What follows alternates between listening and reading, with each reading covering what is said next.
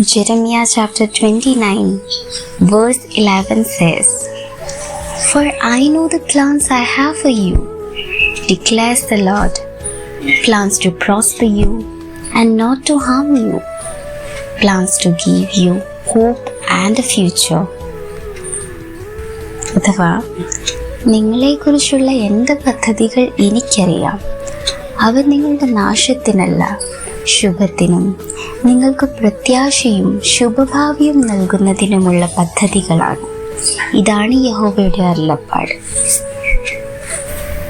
अर्थात क्योंकि यहोवा की यह वाणी है कि जो कल्पनाएं मैं तुम्हारे विषय करता हूँ उन्हें मैं जानता हूँ, वे हानि की नहीं वरन कुशल ही की है, और अंत में तुम्हारी आशा पूरी करूँगा.